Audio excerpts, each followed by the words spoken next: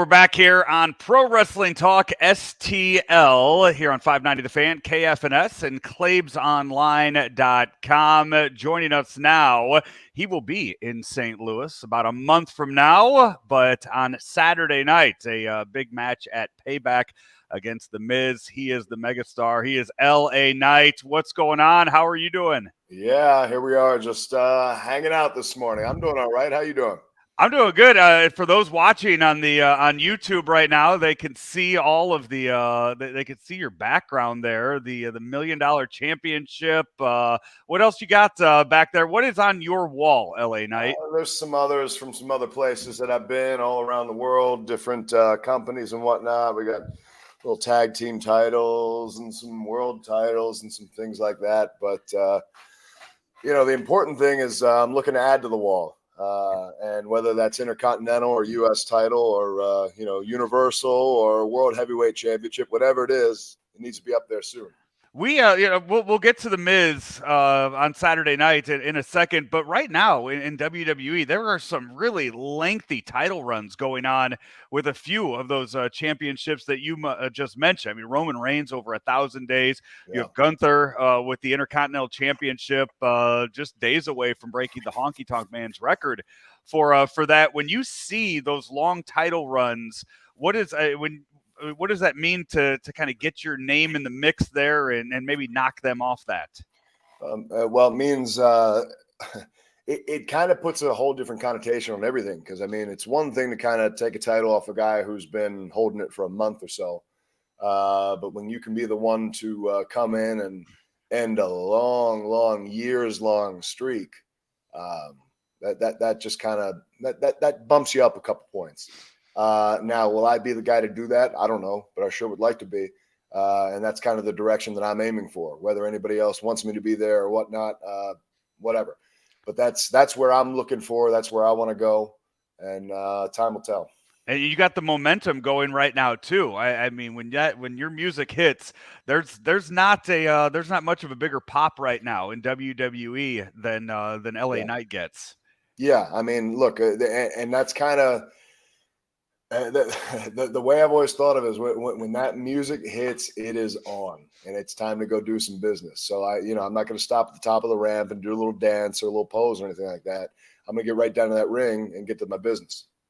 So you have the Miz coming up on Saturday night. It's that kind of came out of nowhere with the Miz getting jealous? Would you say of that of the star power that has become LA Knight? The reaction to the music, to the popularity of LA Knight, is that kind of what stemmed this? Well, I mean, if you look at what Michael Cole said on Smackdown a couple of weeks ago, he said that the Miz is jealous, which is double down on what you just said. And I'd have to agree because I think I showed up on Raw the night after I won or a couple nights after winning the Slim Jim Battle Royal. Had to go in and do a couple photo shoots and stuff like that. And here he is, he gets all upset about it. So I don't know, this past Monday, he dressed up like me, and that makes sense, doesn't it? Because I think I'd said last week on Raw, he is jealous of me. And you know why? Because he always wanted to be me. Now, I'm not saying that he knew who LA Knight was years ago, but what I mean is he wanted the level of success that I've come across. He wanted the adulation that I've come across. He's wanted the reactions that I've gotten, people chanting his name, quoting him. And instead, the best reaction he's ever gotten in his entire career was walking out as me just a couple nights ago on Raw. I'm glad you mentioned that. I have the pictures here. So the Miz has dressed up. He's done this 3 times now in his career as he has dressed up as other superstars. Yeah. John Cena, The Rock, who you've been kind of compared to with your the aura that you have around you, and now as he Monday night he dressed up as LA Knight. I got to give the Miz credit though. He does pull off these looks pretty good. He does kind of he does a very good imitation when he decides to dress up like a wrestler. Sure. And he was talking about me doing cosplay. Here he is actually literally doing cosplay. And he's doing cosplay of 3 guys that are all on a completely different level from him, if you notice. And so he's putting me on that same level with them, and he's right. And he's putting himself on another level, which is underneath all of us. So I agree with everything he's doing right there. And backstage, when you see another superstar do that. We see it all the time with another superstar going out there and imitating another guy, whether it was, back in with DX doing it or today, the Miz doing that. What's the reaction like from the boys backstage when you do see somebody trying to cosplay another guy's look? I wasn't there, so I'm not sure. But I mean, I've got people yelling "yeah" at me all day long. So, backstage, everywhere, crew members, camera guys. So at that point, I've become kind of used to that part of it.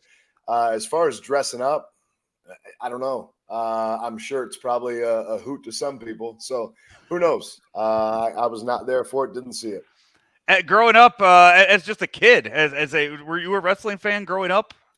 I mean, since before I can remember, So since I was like 3 years old. Yeah. Who were some of your favorite? Who were some of your influences at that age? Huge Hulkamaniac. I mean, Yeah. That's what got me into it. I one of my first memories of watching wrestling was yelling at the TV when Nikolai Volkov was threatening Hulk Hogan. And I think I yelled at him and called him a marshmallow head or something because that little hat he wore looked like a burnt marshmallow. I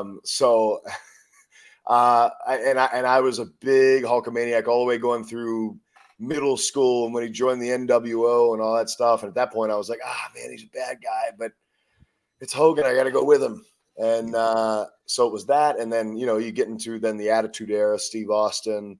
After that, The Rock. And between those three guys, it was like, man, those are the three that made me I want to do this. But I never really thought it was a serious possibility. I never thought it was a real career opportunity that I could do.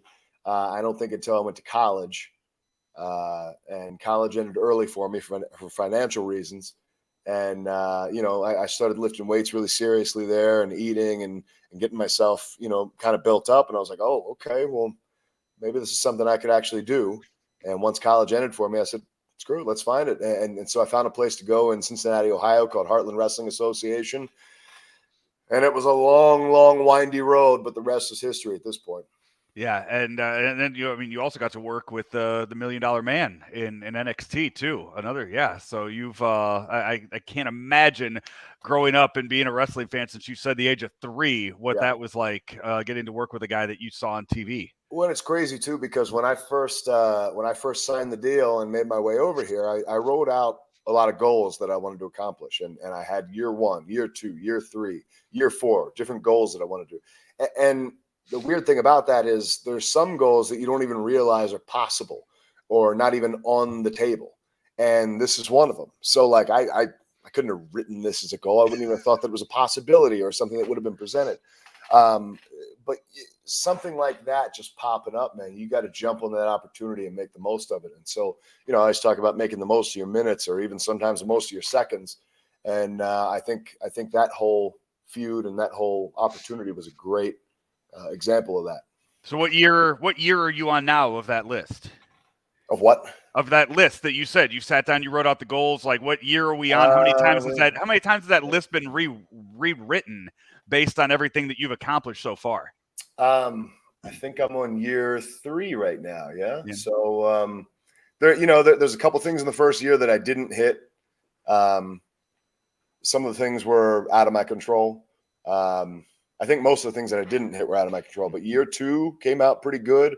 Year 3, I've adjusted some things here and there, but for the most part, it's just going in and either putting check marks or not. And so with that being the case, I've got a decent amount of check marks in what I was hoping to do, but I've still got a couple check marks to fill out at this point. Very nice. You got the big match Saturday night against The Miz at Payback, and then October 6th, you will be in St. Louis for Smackdown. You mentioned growing up a wrestling fan. I have a 10-year-old at home, and since he knew that it was going to be here on October 6th, it has just been constantly, the Alexa in his room has just been going Bloodline, Usos, LA Knight, Seth Rollins, and this past week, Bray Wyatt's theme just over and over again, just nonstop in his room as he's counting down the days to October 6th. And then the big news this week, he finds out that John Cena is going to be on SmackDown too. So it has just been constant wrestling references and entrance music. Well, Alexa, it sounds like Alexa's missing something. That's the LA Knight music. I said LA Knight. I said he's. I didn't hear you're on there. that. Yeah, Did I miss that? You missed that. Yeah, no, it's I must it's have on just there. blocked Yeah, you out right there. I must have just stopped listening. I went into a coma. yeah. So yeah, no, he's it's on there too. It's in the mix, and he is because I told him I was like I'm going to be talking to LA Knight, and so he's getting used to all the he's going to have all the music down for that night on October 6th at Enterprise. Yeah. Well, LA Knight, thank you very much, man. Best of luck in your match against the Miz at Payback. For sure, and I think there's still tickets available for the event coming to St. Louis. So if they are, everybody get out there. There's nothing like being there live. You got to be there, and you got to see this guy, LA Knight. Yeah. Thank you very much. We'll see you soon. See you.